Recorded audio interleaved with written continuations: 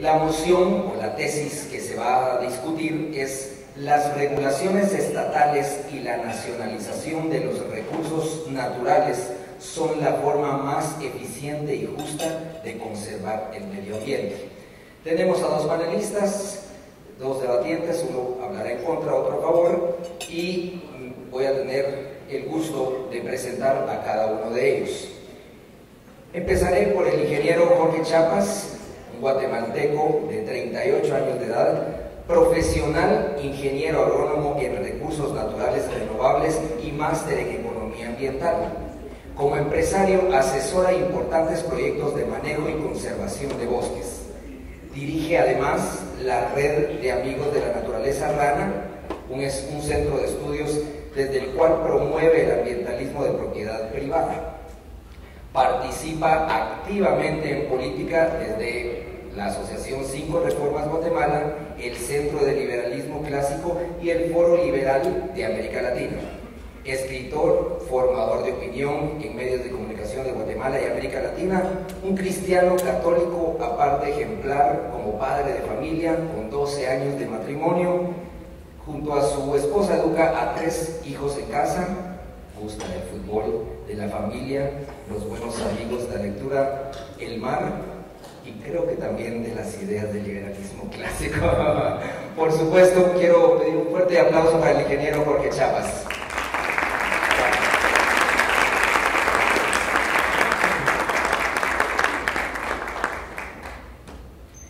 Me complace también dar una breve del doctor Yuri Giovanni Melini. Él es activista ambiental y defensor de derechos humanos.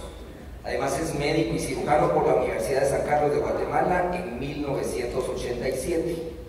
Tiene 30 años de experiencia en temas de política, legislación y economía ambiental guatemalteca. Fundó el Centro de Acción Legal Ambiental y Social de Guatemala, CALAS, en el año 2000. Recibió el Premio Mundial de Derechos Humanos de Frontline Award from Human Rights Defenders at Risk, otorgado por el Parlamento irlandés, y The Frontline Foundation en Dublín, Irlanda, 2009. Fue columnista del Diario de Centroamérica, es un laico católico comprometido con la misión de la Iglesia en la opción por la justicia y los pobres. Un aplauso, por favor, para el doctor Melini.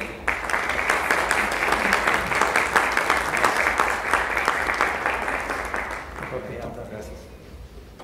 Y en medio de ellos dos, como moderador, otro respetable, el doctor Santos Mercado Reyes, un mexicano de 67 años de edad, matemático y doctor en economía, presidente de la Unión de Contribuyentes Atlas AC para impulsar la reducción drástica de los impuestos, aboga la separación de Estado y educación, la privatización de las escuelas y universidades, los vouchers educativos también, así como los sistemas de financiamiento para otorgar créditos a los estudiantes. Dirige el seminario de la Escuela Austríaca de Economía en México y ha escrito varios libros sobre educación y economía. Labora en la Universidad Autónoma Metropolitana y tenemos el honor de tenerlo aquí en Guatemala. Un aplauso para el doctor Santos Mercado Reyes.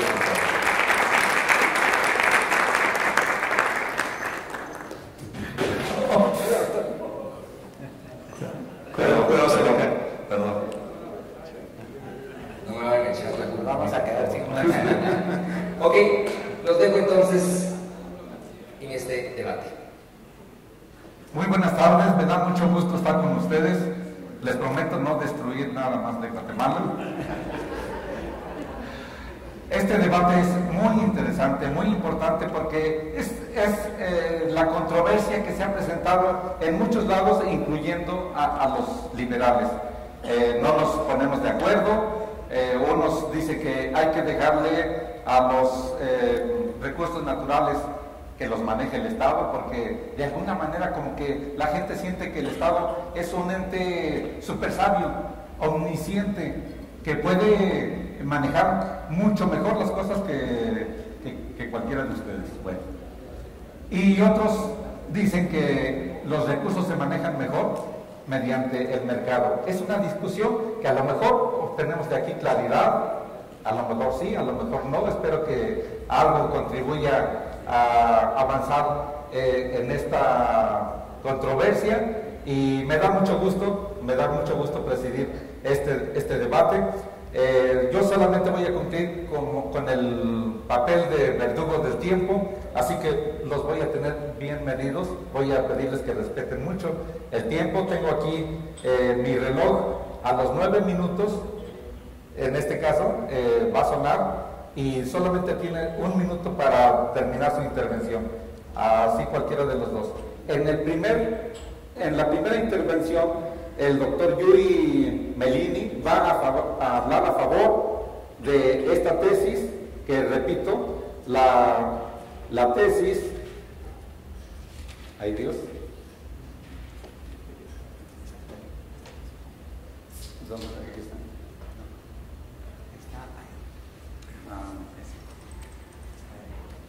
Aquí está.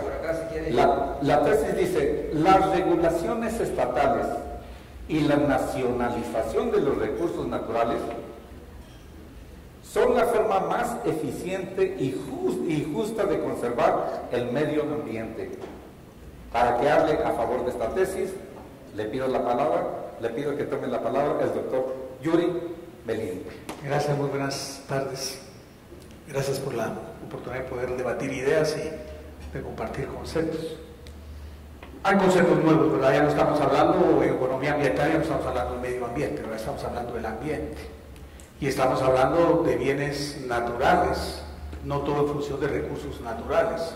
Hay bienes de valor indeterminado, el proceso ecológico esencial, por ejemplo, el ciclo del agua, la fijación del carbono. Entonces, cuando estamos hablando de que si estos temas, la gestión ambiental vista como un todo, el agua, la diversidad biológica, los suelos, el subsuelo, la atmósfera, los bienes naturales renovables, los bienes culturales, las dinámicas sociales, la biosfera en su conjunto. Pues hay algunos que alguien podría pensar como los usos del agua. Uno pensaría que, y en su firma forma, la gestión de los recursos hídricos, pues tiene orientaciones de uso social, orientaciones de uso ambiental y por supuesto orientaciones de uso económico. ¿Cuáles son prioritarias? Es un prioritario el uso para la función económica en industria, en navegación, en recreación, en agricultura, en agroindustria, o es esencial garantizar el agua en calidad y en cantidad para los habitantes de un territorio. ¿Dónde el Estado debe de intervenir para garantizar acceso? Pero basado en los principios que sería lo base para discutir el tema de fondo: la sostenibilidad y la sustentabilidad del entorno ambiental. El planeta en su conjunto es un planeta con bienes limitados, finitos, agotables. Bienes tan complejos como los océanos. Y los océanos, no por ser inmensos, no se deterioran. La humanidad en los últimos 150 años ha provocado impactos ambientales que están ahí y que son visibles. El calentamiento global, el cambio climático, la extinción de las especies. Algunas especies se han perdido de alguna manera. De hecho, la primera convención en el derecho internacional ambiental, la CITES, la convención que regula el tráfico internacional de las especies amenazadas por el comercio, aprobado en Washington en el 73, fue la demanda de los estados a temas particulares como proteger la diversidad de la flora y la fauna. Entonces, cuando nosotros vemos el Banco Nacional, por ejemplo, diríamos, ¿por qué tutelar y por qué el Estado garantizar la tutela efectiva del entorno ambiental? Bueno, a bienes de valor indeterminado, el oxígeno, por ejemplo, o los servicios que prestan ciertos elementos como los bosques, para un ingeniero forestal, para un silvicultor, para un plantador de árboles. Quizá la función más importante va a ser el pie tablar de la madera. Pero para alguien que ve la cosa más integral, de repente resulta que los bosques, o particularmente las mismas plantaciones o los árboles, no solo dan madera, fijan carbono, producen oxígeno, intervienen en el ciclo hidrológico, nos dan fruto, techo, nos dan resinas, elaboran suelo. Entonces prestan una serie de servicios ambientales, algunos que no tienen costo económico. La producción de oxígeno, por ejemplo, no la podemos cuantificar, pero ¿quién la podría pagar en términos generales? Y así sucesivamente. Nos vamos a otro extremo, a los océanos, los cardúmenes de peces y los impactos en las zonas costero-marinas. Uno vería ahí, por ejemplo, cómo la intervención del Estado al ordenar las zonas costero-marinas, al definir el ciclo de aprovechamiento en las vedas, porque cualquiera podría aprovechar una pescaría y barre con lo que encuentra, desde pequeños hasta grandes especímenes. Pero ¿cómo garantizamos entonces la sustentabilidad? Y entonces aquí el concepto de base es ¿qué entendemos por sostenible y qué entendemos por sustentable? Y aspiramos a tener sociedades en las cuales, indistintamente de la temporalidad de los gobiernos, de las propias sociedades, las condiciones ambientales le garanticen a las poblaciones el desarrollo pleno, el abastecimiento de ciertos bienes naturales esenciales para el desarrollo humano, social, económico y político. Y esa es la función de la biosfera en su conjunto. Uno va y ve la biosfera en su conjunto y encuentra esos elementos. Todos los bienes de confort que la sociedad usufructa, desde los hidrocarburos como el petróleo y la matriz energética, hasta el poliéster y la petroquímica para tener la tecnología de punta que tenemos, pues no vienen de la nada, ¿verdad? Vienen de procesos complejos, que de alguna manera, en primer lugar, no son ilimitados. Eso lo tenemos que tener muy claro. Tienen un límite y tienen un impacto. Y en segundo lugar, tienen que tener una función de garantizar a las sociedades su uso hoy para el desarrollo pleno, pero la garantía que hay una reserva para los que vienen después. A esto en el derecho internacional de los derechos humanos le llamamos la responsabilidad intergeneracional. No podemos agotar irresponsablemente todos los bienes de manera irresponsable si los que vienen después no los van a poder disfrutar. Y acá hay toda una teoría en derechos humanos sobre el tema. De hecho, en el decálogo de los derechos humanos universales iniciales no aparece, pero entre los derechos humanos emergentes recién, hasta hace apenas en el 2011, el Consejo de Derechos Humanos de Naciones Unidas define que el acceso universal al agua y el derecho humano al agua es un derecho de las personas. Entonces vamos a encontrar de alguna manera ciertas normas que para ser efectivo el Estado las tiene que tomar. La tutela de los bosques tropicales. ¿De quién es, por ejemplo, un jaguar? En el caso guatemalteco. ¿Ese bien se puede privatizar? ¿Quién lo debe proteger? ¿Cómo se puede tutelar? O el germoplasma. Siendo Guatemala un centro de origen de especies como el maíz, como el chile, ¿de quién pertenecen los linajes? ¿Son derechos de patente o una obtención legal privada? ¿O son de interés público? Y la parte más compleja es cómo los definimos y cómo regulamos los beneficios. Son partes en las cuales todavía tenemos que avanzar en economía social, economía política y por supuesto en economía ambiental. Pero hay unos elementos por ahí. Para mí el más importante de todos es el agua. El agua es un bien estratégico.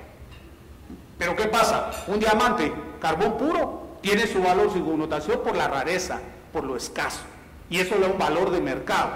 El agua, como es abundante, estos días había unos tuit ahí sobre cómo se está depreciando y degradando el gran glaciar Perito Moreno en el Calafate, en la Argentina, uno de los glaciares más importantes del planeta. Y entonces diríamos, bueno, como el agua es tan abundante, 3/4 partes del planeta son agua, 97% del agua del planeta es salada, únicamente el 3% es dulce. Del agua dulce, el 98% está congelada en los casquetes y en los glaciares. Únicamente el 2% está con agua de escorrentía. Pues es un bien que aún así es abundante. Y alguien diría, por ejemplo, mire, doctor, pero tenemos problemas ahí, el lago de Amatitlán, el lago de Atitlán, se han degradado. Ah, bueno, son bienes públicos. La dificultad la tenemos en quién gestiona lo público. Y si el gobierno es eficiente para gestionar lo público. No es tanto si los bienes tienen una función pública, porque de hecho la tienen. Son de interés y usufructo para todos. El agua, los bosques, la alimentación primigenia, viene de ahí. Entonces acá hay un planteamiento muy fuerte.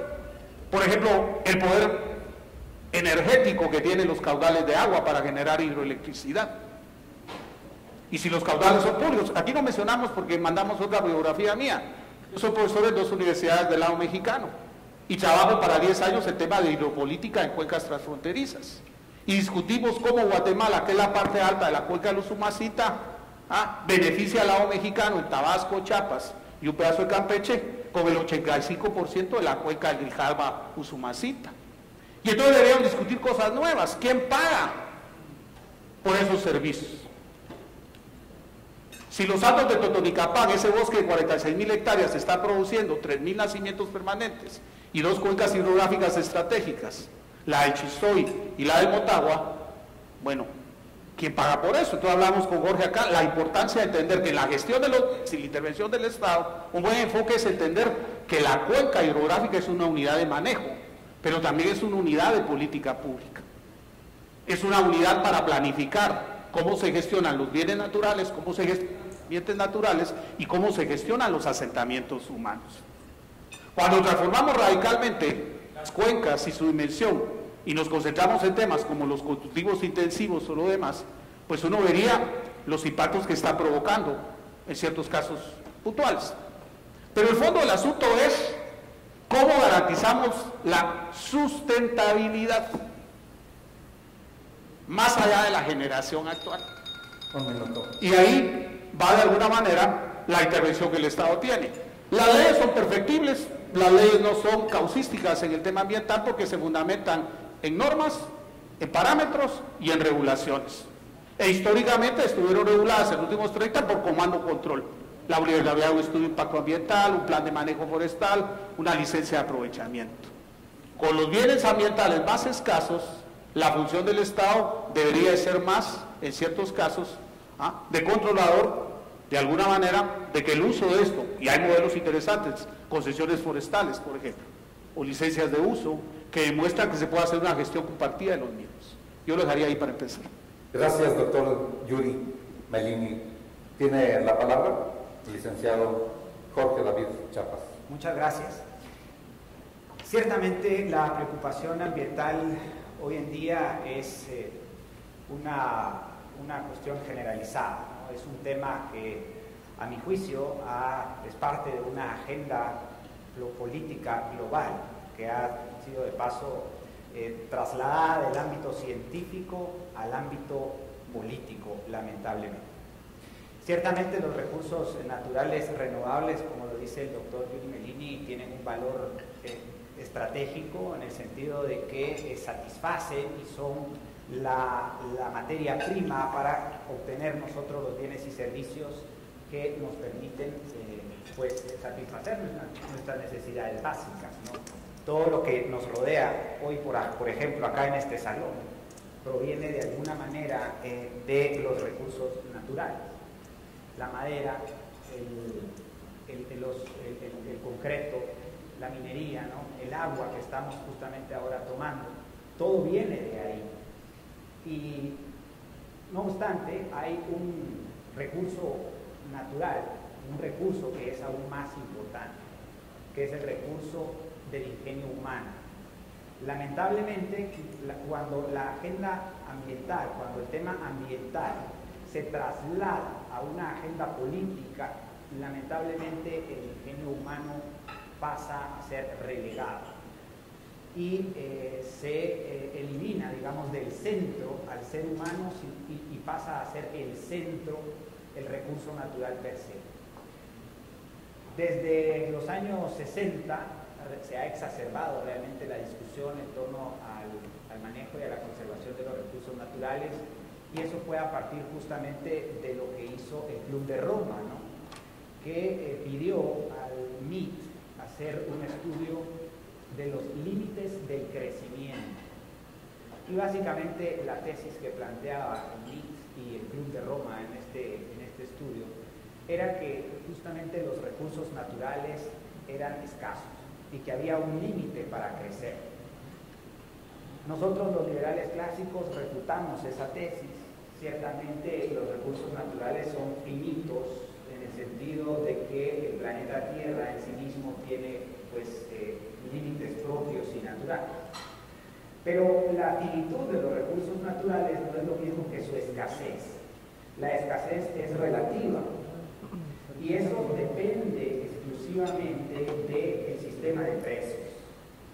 El famoso economista Julian Simon logró debatir y logró refutar la tesis de la finitud de los recursos naturales al biólogo norteamericano Paul Ehrlich en la década de los 80, sobre la base de que aún y cuando hubiese crecimiento poblacional exacerbado, digamos, habían 5 minerales sobre los cuales el sistema de precios iba a descender, reflejando de alguna manera que los procesos de utilización de esos recursos minerales, que eran 5, magnesio, tungsteno, cromo, níquel y hierro, iban a descender esos precios a pesar de que la población iba a incrementarse, digamos, aritméticamente en ese tema.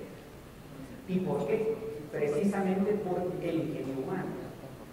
El ingenio humano es el que permite hacer más eficiente el uso de los recursos naturales. Hace 20 años, por ejemplo, se producía un metro cúbico de acero con 20 toneladas de agua. Hoy por hoy ya es más o menos equivalente. Un metro cúbico de acero se produce con 1 tonelada de agua, nada más. Pero para que haya ingenio humano, se requiere que haya libertad y responsabilidad individual. Para que haya ingenio humano y para que esa libertad y esa responsabilidad humana pueda ser aprovechada, explotada, potencializada, se requiere que haya propiedad privada. Y ese es quizás el centro de mi postulado inicial. Lograr que se aclaren, que se especifiquen los derechos de propiedad en torno a los recursos naturales, creo yo que es el incentivo único, suficiente y necesario para lograr que haya un uso eficiente de los recursos naturales. La propiedad privada, en principio, pues, permite 3 cosas, ¿no? Decidir sobre el uso del recurso, decidir sobre su goce y su disfrute, y para que la propiedad privada sea realmente eficaz y provoque ese ingenio humano que permita un uso más eficiente de los recursos naturales, es necesario que sea definida, claramente definida, legalmente defendible y divisible o transferible, es decir, que se pueda comercializar. Creo que el Club de Roma y personas como Paul Ehrlich y más recientemente la Agenda de Naciones Unidas, a quien justamente le debemos lamentablemente esa segunda y tercera generación de derechos humanos que realmente lo que hacen es convertirse más que nada en exigencias sociales, que a lo que invitan finalmente es a aumentar el tamaño de los gobiernos, y entonces se les otorga demasiados poderes, atribuciones y recursos, quitándonos libertades, poderes y recursos a los guatemaltecos, a los latinoamericanos, y permite que entonces se establezca un régimen de permisos y no un régimen de derechos, que es sobre el cual debiésemos de operar en una sociedad, pues, civilizada. Mi argumento central entonces en este sentido es que la propiedad privada es el mejor incentivo para conservar los recursos naturales, así sea un problema, por ejemplo, de deforestación, un problema de escasez o contaminación de agua, así sea incluso, por ejemplo, la extracción de minerales del subsuelo.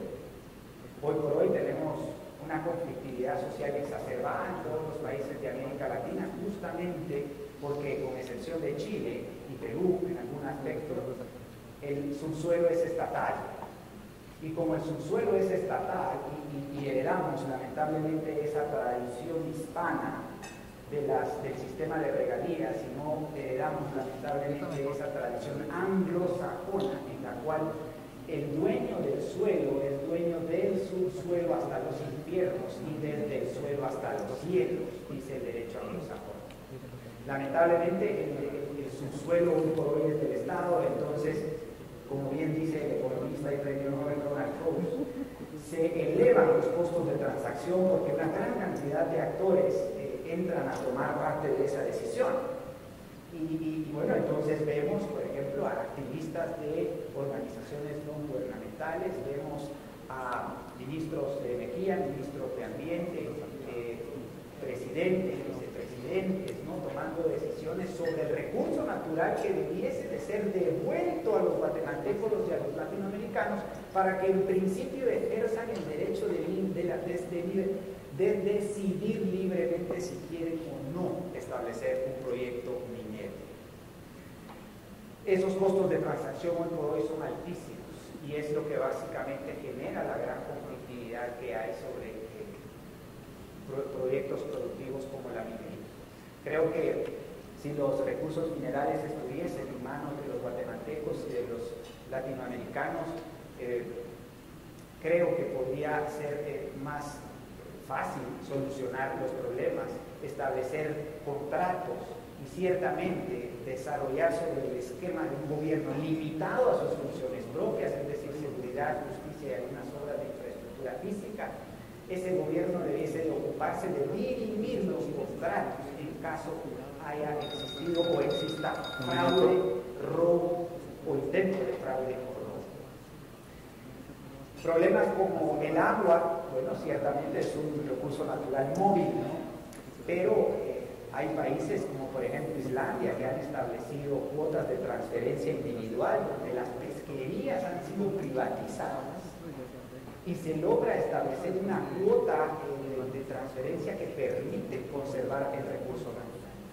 Así es de que el punto central de mi argumentación en función de la moción es que el mejor incentivo para proteger los recursos naturales y el medio ambiente es la propiedad privada, los mercados realmente libres y sin privilegios y un gobierno limitado a sus funciones propias.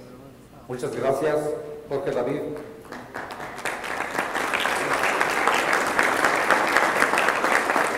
La discusión se empieza a poner caliente.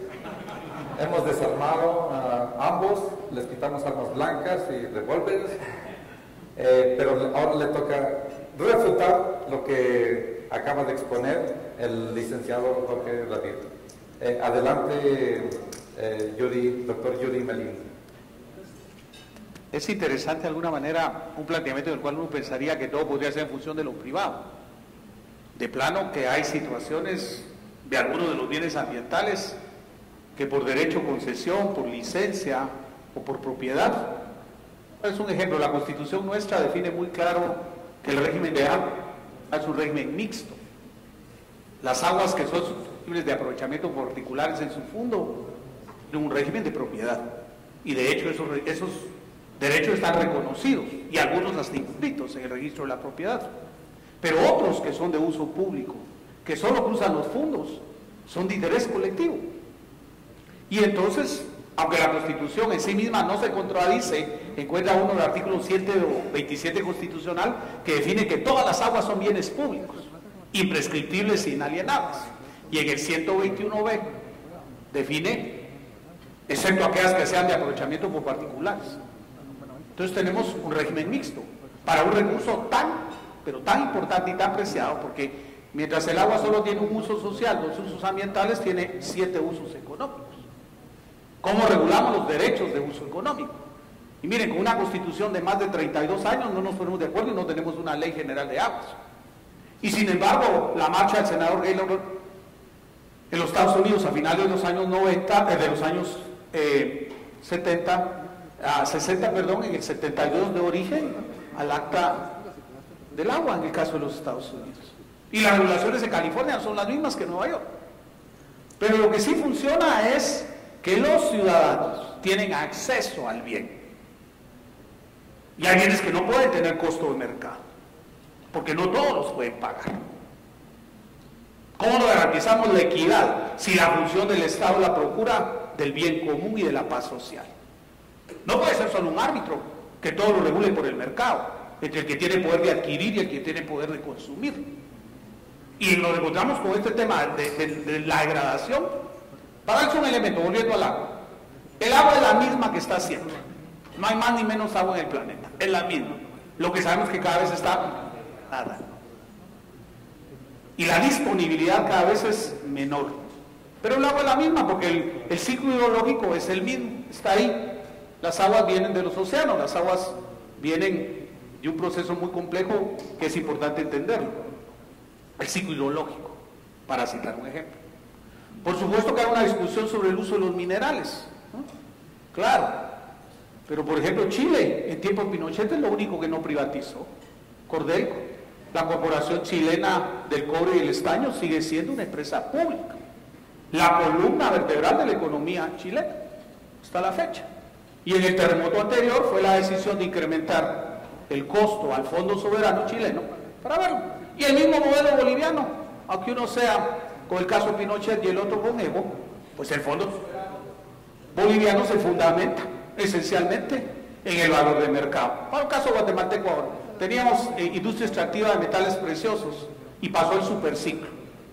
La onza de oro se comporta más o menos a un precio de $254 por ciclos de 25 años, 260, 310. Tuvimos un superciclo de 2.630 por la onza. ¿Quién se benefició de eso? Los inversionistas. Y los inversionistas resulta que es el fondo de inversiones de Noruega para las pensiones. O sea, que los viejitos de allá tengan mejor confort. Y el Estado lo concesiona. Entonces, sí hay una discusión que también tiene que ver con lo ético. Porque la gestión de lo ambiental no solo puede ser lo de mercado. Porque entonces, esa población que está ahí, con el ejercicio de sus libertades, el abuso de las libertades es la degradación del ambiente, con el consumismo incontrolado. O sea, la degradación ambiental, no tenemos educación ambiental, ya no se llama educación ambiental, ahora en términos técnicos le damos educación para el desarrollo sostenible. Entonces, ¿cómo educamos a que los niños manejen mejor la situación? Bueno, la tienen que manejar mejor en el sentido que el problema ambiental no es un asunto de niños, ni de niñas.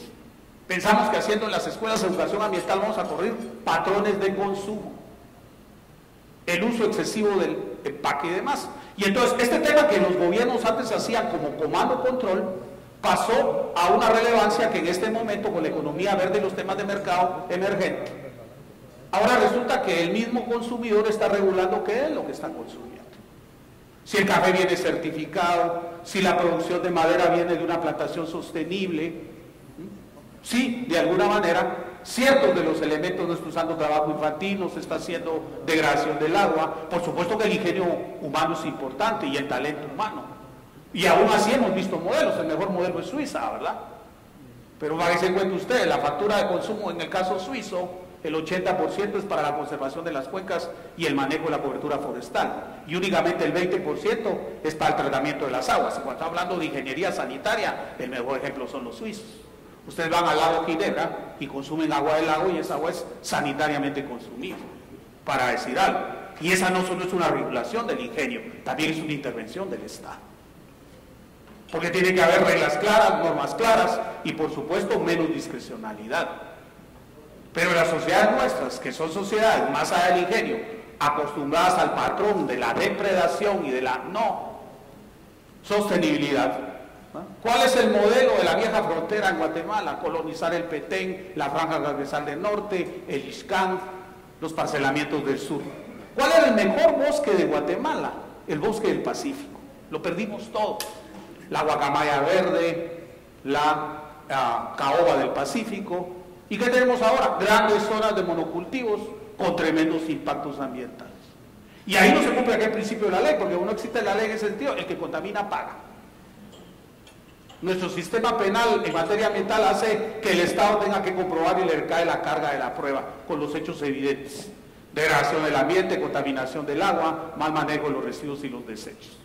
Entonces, de alguna manera, tenemos que entender que hay ciertos elementos en la sostenibilidad y en el buen gobierno, donde, por ejemplo, la ecología política es importante. Claro que el tema ambiental es un tema político, porque es un tema de poder, no es un tema de mercado.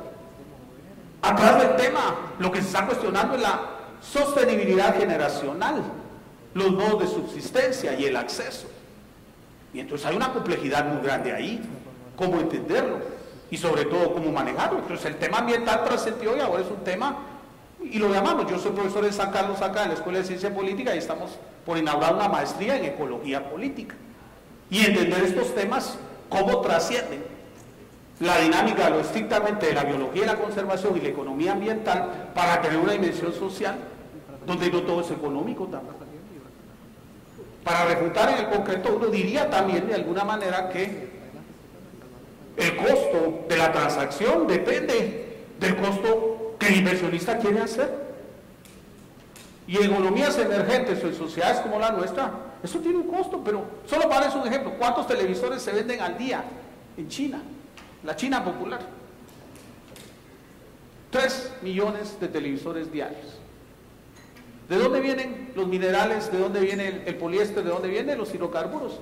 ¿Y dónde vienen los hidrocarburos? De otro lado. Entonces también tenemos una demanda de consumo muy alta. ¿Y qué hacemos con los residuos? ¿Qué hacemos con las bebidas edulcorantes, con el agua embotellada, con el plástico, con lo demás? Y ahí también hay una demanda de la iniciativa de lo privado y a la iniciativa de la ingeniería humana. ¿Cómo hacemos ecoeficientes los asuntos? Qué bien que ahora podamos tener eficiencia hídrica y podamos hacer de los desiertos vergeles y campos de productividad, como el caso del Negev en Israel, o algunos desiertos en otros lados. Pero eso significa tecnología apropiada que no puede estar en función solo del interés de quien lo puede pagar, sino también el Estado tiene que tutelar en algunos casos estos, porque solo para ese tema hay otro de gran demanda: la seguridad alimentaria y la soberanía de los Estados. ¿Quién se garantiza la comida de la gente? ¿Lo vamos a dejar todo al mercado? ¿Y que el kilo de arroz cueste la discrecionalidad? Un minuto. ¿O esto va a estar garantizado de alguna manera? No se trata de tener la razón o no tener la razón. Se trata de pensamiento crítico y valor ético, entender que hay ciertos elementos como estos en el manejo ambiental que están relacionados a elementos básicos que son estratégicos como la alimentación y la seguridad de los habitantes. Muy bien, muchas gracias, doctor Yuri Melini. Le corresponde al licenciado Jorge David Chiapas refutar lo que ha acabado de decir. Yo creo que sí lo podemos dejar todo en manos del mercado. Y hay que entender entonces qué es el mercado. El mercado no es más que ese proceso de intercambio de bienes y servicios que ocurre entre las personas, ¿no? Y es la gente, básicamente, intercambiando, ¿no? Haciendo transacciones. Y ese mercado justamente adquiere ética, adquiere un código de valores justamente cuando las instituciones culturales de la sociedad son fuertes, las familias, las iglesias, las comunidades, los grupos sociales, los empresarios. Son esos grupos sociales en cuanto y en tanto fortalecen al individuo, cuando la familia realmente no está sometida a un sistema de adoctrinamiento estatal, las que hacen que exista ética y moral para saber utilizar y emplear la libertad y ser al mismo tiempo responsable. Cuando existe esa dosis de ética en la cual yo coincido, doctor, es entonces cuando el mercado ciertamente puede solventar los problemas ambientales. Tratar de que el gobierno y de que el Estado lo haga en sustitución de las personas es de alguna manera una actitud arrogante. Porque no es posible que el Estado pueda tener todo el conocimiento para poder planificar de una manera al estilo de ingeniería social, el que pueda administrar todos los recursos naturales, porque el conocimiento es disperso. El conocimiento yace en las mentes de todos los guatemaltecos, de todos los latinoamericanos, y es imposible que una mente, en este caso una mente de un funcionario público, por ejemplo un ministro de Ambiente, por ejemplo un gerente de un instituto forestal, o por ejemplo un secretario de un consejo de áreas protegidas, pueda administrar un área protegida y crea que él puede hacer un uso eficiente de los recursos naturales. Creo que más bien hay que otorgar derechos de propiedad para que sea la gente en ese proceso libre de intercambio de transacciones pueda transferir derechos, y mediante el sistema de precios, que es el lenguaje, doctor, es el lenguaje de la abundancia o de la escasez, y es que eso eventualmente nos cuesta entenderlo, ¿no? Es el sistema de precios el que nos termina diciendo qué es escaso y qué es abundante. Quiero referir, por ejemplo, la curva ambiental de Kuznets, del doctor Simon Kuznets, premio Nobel de Economía, que logra establecer una relación directa entre el ingreso per cápita y el grado de deterioro o polución en los países. Este es un modelo teórico basado en datos reales, y lo que dice el doctor Kuznets es que en la medida en la que se incrementa el ingreso per cápita, ¿sí?, Hay una primera fase ciertamente en la que se deterioran los recursos naturales. Hay un deterioro porque de dónde más saldría todo lo que nos rodea, incluyendo los polímeros del plástico que usted menciona, ¿no? Y durante esa primera etapa hay un deterioro que pareciera ser que es inminente, que pareciera ser que no podríamos llegar a detener. Pero hay un segundo momento en el cual las poblaciones, las sociedades alcanzan tal nivel de riqueza que empiezan a perfeccionar sus procesos productivos y empiezan entonces a hacer procesos como el reciclaje, ciertamente, pero un reciclaje racional, económicamente racional, y no lo que tenemos en muchos de nuestros países, que es más que nada una cuestión nada más motivada por las emociones, ¿no? En la tercera etapa, el incremento, el ingreso per cápita sigue incrementándose y el grado de polución y degradación de los recursos naturales empieza a decrecer.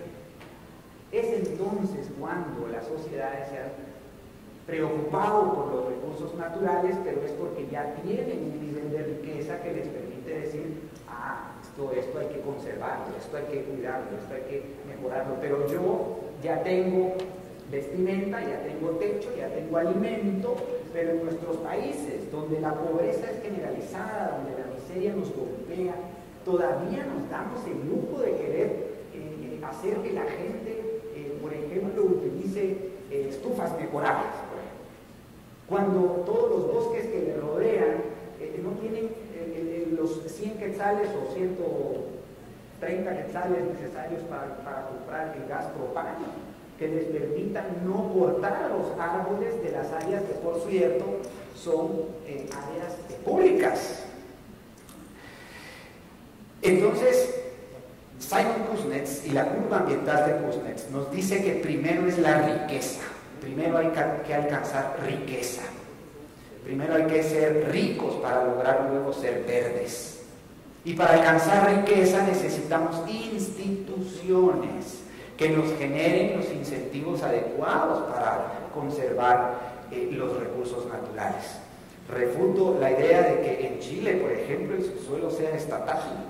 La Ley Constitucional Minera de 1981 establece prácticamente la propiedad privada, doctor, y es por eso que, Pinochet justamente hizo un cambio radical en el sistema de derechos de propiedad minero, estableció una serie de reglas y aunque ciertamente está regulado, pues básicamente los chilenos y estas grandes empresas en las cuales eventualmente sí habría que diseccionar muy bien, hay algunos privilegios contra los cuales los liberales clásicos estamos, desde luego, pero la ley constitucional chilena ha logrado dinamizar la economía chilena de una manera impresionante. Muchos de esos fondos se han ido a los fondos de pensiones. Hoy por hoy Chile tiene alrededor de 200.000 millones de dólares en fondos de pensiones que dinamizan toda la economía nacional. Así es de que básicamente creo que el caso chileno sigue siendo paradigmático, tiene un código de aguas muy interesante. Afortunadamente los guatemaltecos, o más bien los diputados guatemaltecos no han logrado aprobar una ley de aguas, porque todas las leyes que están en el Congreso, doctor, son leyes que otorgan más poderes, más atribuciones y más recursos al Estado, cuando el Estado se ha demostrado que es completamente inútil para administrar los recursos naturales y además no solo es inútil, sino es inmoral que lo haga, porque no puede disponer de los recursos que yo con mi esfuerzo, con mi energía, con mi talento he logrado hacer de mi propiedad. Y además es falso que no esté regulado el recurso hídrico. Usted no me dejará mentir, el Código Civil de 1963 y el Código Civil de 1932 son dos códigos en donde se regula, y tan sencillo, son 6 o 7, 8 artículos en el primero y alrededor de 15 en el segundo, donde se dice que el agua que cae, que yace, que pasa y que nace de la propiedad es del propietario del terreno, del propietario de la tierra. Nosotros defendemos ese derecho inalienable justamente, ese derecho natural que es el derecho a la propiedad, y creemos que más bien deben enforzarse esos derechos y eso sí, limitarse el gobierno a sus funciones propias, eliminando del mapa el Ministerio de Ambiente y Recursos Naturales, que por cierto hay en todos los países de América Latina, los servicios forestales nacionales que hay en todo el continente, y los consejos nacionales de áreas protegidas, que al final terminan siendo las áreas desprotegidas. Ya 1 de cada 3 árboles que se tala en Guatemala y en América Latina está en 2 de cada 3 árboles está en áreas protegidas. El CONAC y sus equivalentes en toda América Latina son totalmente incompetentes y lo serán siempre por naturaleza, porque no está en su naturaleza cuidar los recursos naturales. Está en la naturaleza de las personas, de los individuos, quienes en libertad y con instituciones fuertes como la justicia, la cual debe ocuparse de dirimir los conflictos que surjan del incumplimiento de contratos privados, puedan entonces poner orden. Y ese derecho, que es absoluto, como el derecho a la propiedad privada, es absoluto en cuanto y en tanto mis acciones no ejerzan una consecuencia negativa para mis vecinos, porque en ese momento deja de ser absoluto y voy a tener que pagar por esas consecuencias. Por ejemplo, si boto basura en la casa de mi vecino, o si dreno agua sucia a mi finca vecina, en ese momento deja de ser ese derecho absoluto. Pero en tanto y en cuanto yo no genere una externalidad negativa, digamos, o más bien no genere un daño en la propiedad de terceros, yo creo que es el ingenio humano y las personas en libertad bajo un sistema de poder ilimitado, mercados libres y propiedad privada, lo necesario y suficiente para conservar los recursos naturales. Muchas gracias, licenciado Jorge David. En la última tercera parte, en 5 minutos, el doctor Yuri puede hacer un interrogatorio hacia las posiciones del licenciado David, y también después pasamos a 5 minutos para que le haga lo correspondiente. Empieza su tiempo, tiene a los 4 minutos, le aviso que le queda 1 minuto. Bueno, en los años 60 se escribió un libro que fue famoso mundialmente, se llamaba La Primavera Silenciosa, de la autora Raquel Carson.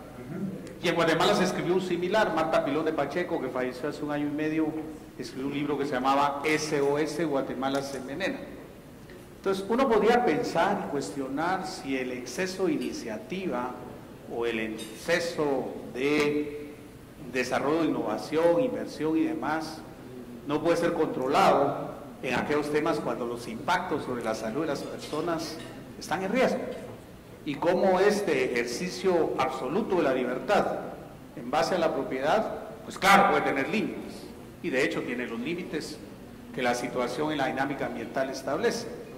Entonces ese sería como elemento para decir allá hasta dónde la gestión y la ineficiencia, porque mucho de esto también no solo es el mercado, la misma producción. Tenemos producciones que son ineficientes.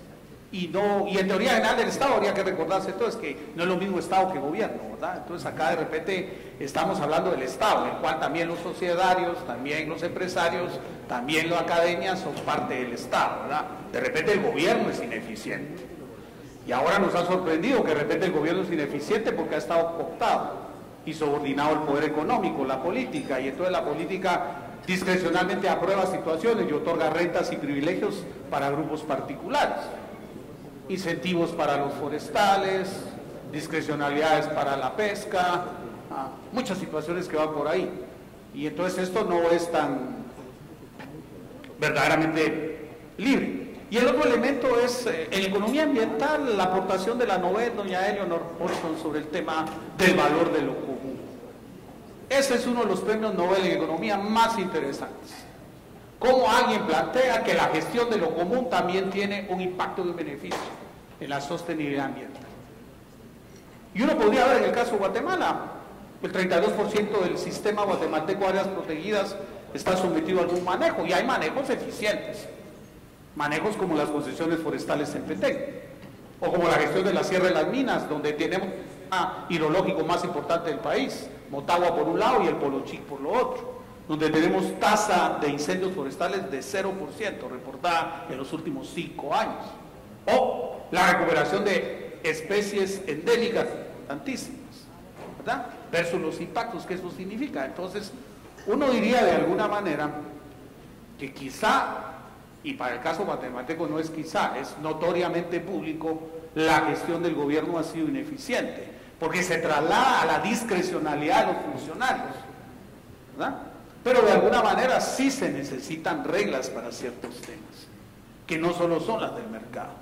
Y la otra parte para final y cuestionar es la responsabilidad que tiene el que genera y el que innova sobre aportar con tecnología apropiada, no ecoeficiencia ni la matriz de la energía, no, en los mismos temas de las cadenas de producción, el uso eficiente del agua, la energía, el ecoetiquetado y sobre todo el valor en la conciencia, porque el fin del asunto esto es cuando al mercado le sumamos la publicidad y entonces la gente compra compulsivamente y no sabe qué hacer con los empaques de la pizza, de la bebida inocolatada, del polímero de esto, porque la gente va al supermercado y compra una cantidad de cosas y no tiene principios básicos como reducir, reutilizar y reciclar.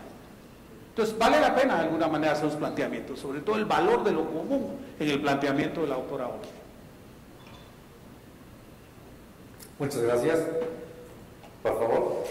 Excelente tema ha colocado sobre la mesa, doctor. Sí, efectivamente, Elinor Ostrom, a quien tuve yo la oportunidad de conocer y conversar con ella personalmente, por cierto, un día de estos le cuento esa experiencia en el 2010. Creo que Elinor Ostrom es una socióloga, antropóloga que pertenece precisamente a la escuela de Bloomington. Y a propósito, hace unos meses tuve la oportunidad de conversar con uno de sus discípulos, la profesora Roberta Ubi Herzberg. Y ciertamente lo que usted dice, por ejemplo, el caso de las concesiones forestales, doctor, precisamente ahí no hay incendios forestales, precisamente ahí se conservan alrededor de 420.000 hectáreas de bosque, precisamente porque se ejerce un derecho de propiedad.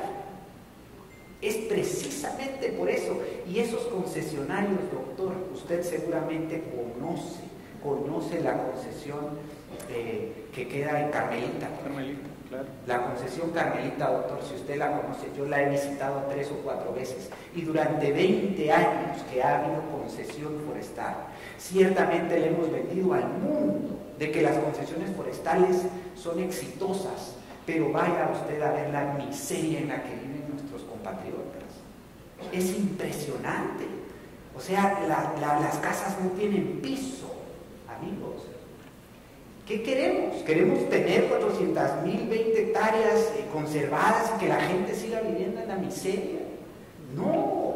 Queremos que realmente esa gente, esos guatemaltecos, gocen de condiciones dignas, gocen de tener agua potable, pero no la tienen porque no hay carreteras, no hay infraestructura, cosas que sí debiese de hacer un gobierno, por ejemplo.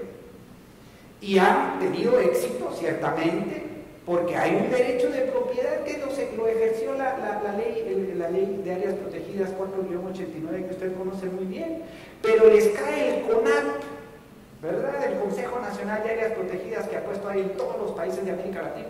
Les cae el CONAP con todo el peso de las regulaciones para lograr aprobar un plan de manejo forestal. Usted no me dejará mentir, tenían un contrato privado con los productores de guitarras Gibson en Estados Unidos y tuvieron que clausurarlo porque las gestiones gubernamentales no les permitían poder poner el producto en manos de los productores de las guitarras Gibson en Estados Unidos. ¿Por qué? Porque el plan de manejo tenía que superar una etapa burocrática, discrecional, que usted bien detecta, de un año. Imagínense qué sería de esas comunidades si no existiese el CONAP, con esa restricción tan pesada, una carga tan pesada sobre los guatemaltecos. Yo creo que al mismo tiempo que se conserven 420.000 hectáreas, creo que la gente que vive en Carmelita, doctor, tendría condiciones dignas para vivir. Nuestro problema, al ver de una manera estatista el asunto de la ecología ecología, el asunto del medio ambiente, es que las personas no están en el centro de nuestra visión. La visión liberal clásica, confinada a creer que con un gobierno limitado a sus funciones propias, seguridad, justicia e infraestructura, como carreteras, entonces no hay ni carreteras a Carmelita.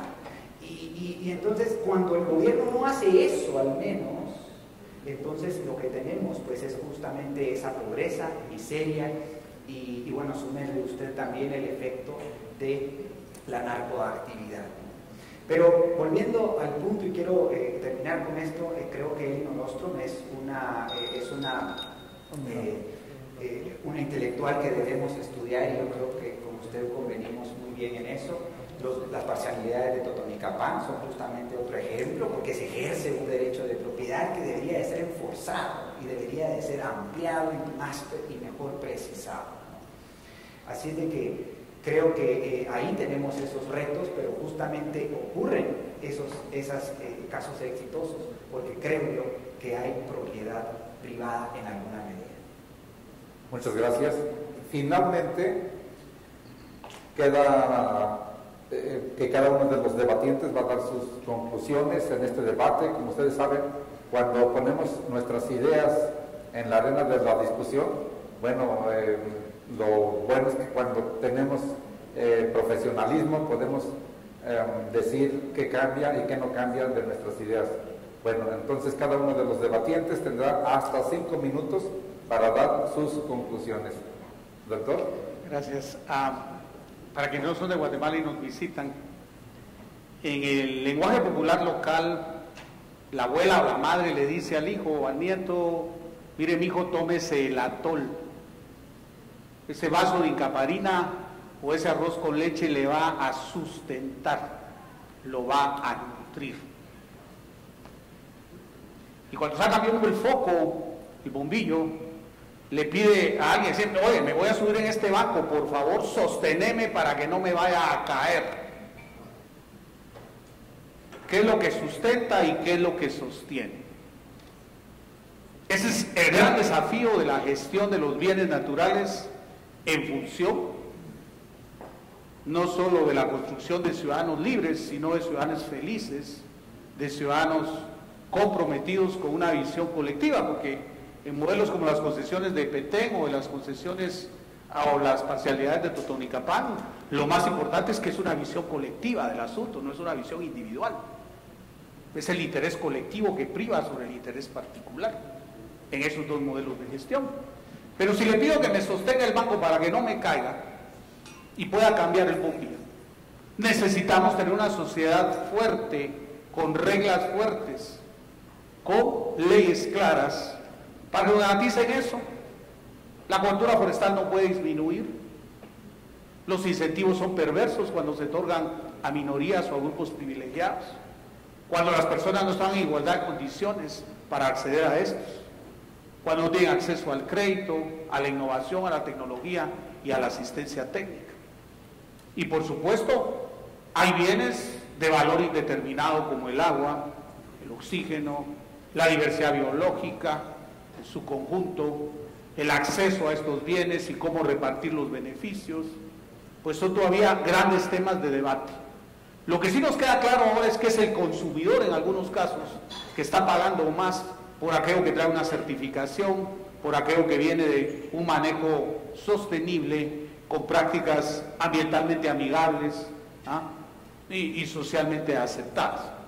El otro tema, para ir concluyendo de alguna manera, es la importancia que entender estos temas genera más allá del debate la posibilidad de entender que indistintamente de la corriente política, la ética no tiene ese fraccionamiento ideológico. Y el desempeño de la ética es tan importante que el Papa Francisco nos ha escrito para los cristianos y no cristianos católicos, pero una encíclica universal, la Laudato Si. Y en la Laudato Si, esa encíclica nos plantea preguntas básicas antes que me suene la campana. ¿Qué clase de mundo le queremos dejar a nuestros niños y niñas y a los que aún no han nacido? Plantea el Papa. Basta, dice el Papa, con dar una mirada a nuestro alrededor y darnos cuenta que el planeta está altamente deteriorado. La tercera conclusión que plantea: estamos acostumbrados a una cultura del descarte, todo es desechable. Y lo vemos ahí. Y la otra preocupación es cómo nos garantizamos el acceso al agua en calidad y en cantidad, particularmente para los más pobres. Y el último planteamiento: el clima es un bien común de responsabilidad para todos. No los efectos de lo que hace China, Brasil, Rusia, los BRICS, o lo que hace Estados Unidos, Reino Unido y los otros, las sociedades nuestras lo tienen que absorber en este desbalance del impacto ambiental, el calentamiento global y el cambio climático. Entonces, el fondo del asunto, más allá de la eficiencia sobre si la propiedad y la gestión del gobierno tiene que ser lo plausible es que tengamos sociedades donde la academia, la sociedad, la política y demás seamos éticos, seamos socialmente solidarios y seamos ante todos ambientalmente responsables. Muchas gracias. Muchas gracias, doctor Judy. ¿Sus conclusiones?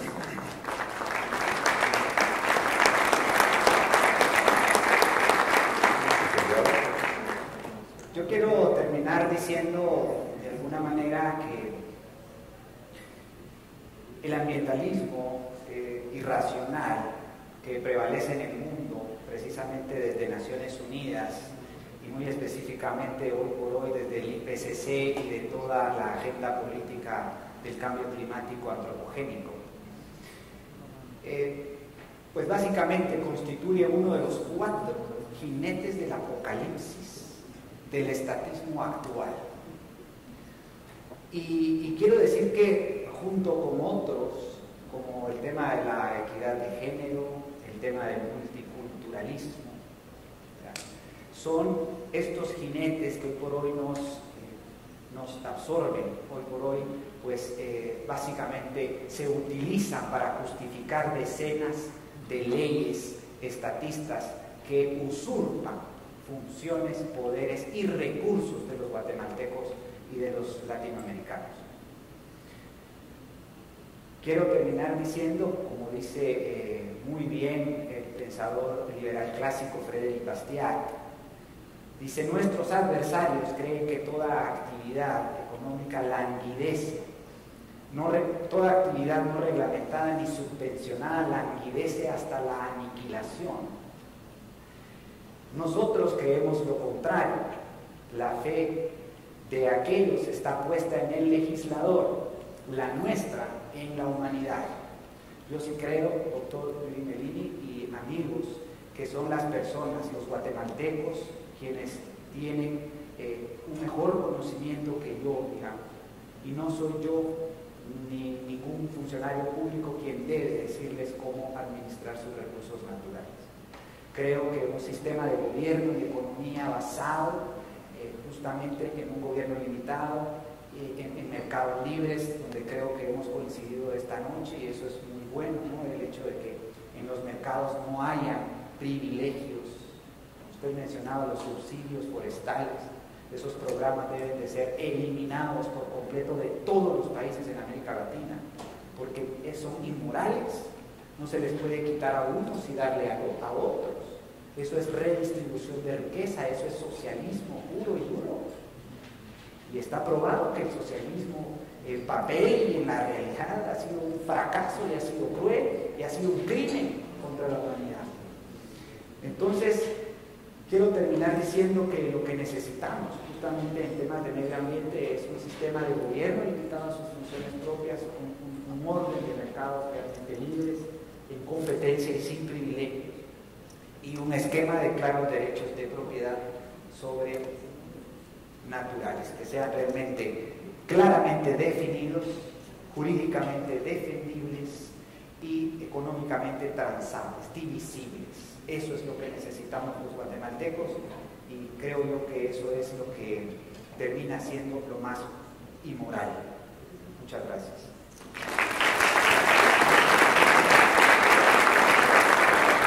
Amigos, también mañana aquí este debate, estarán de acuerdo conmigo, ha sido un debate de altura, muy profesional, en muy buenos términos.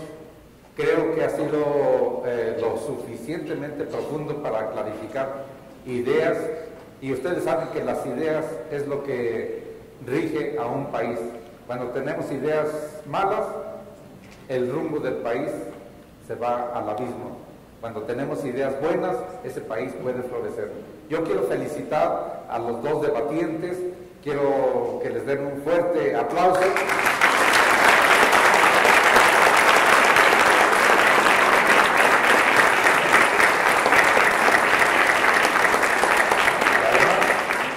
Además quiero que se den la mano porque seguimos como amigos.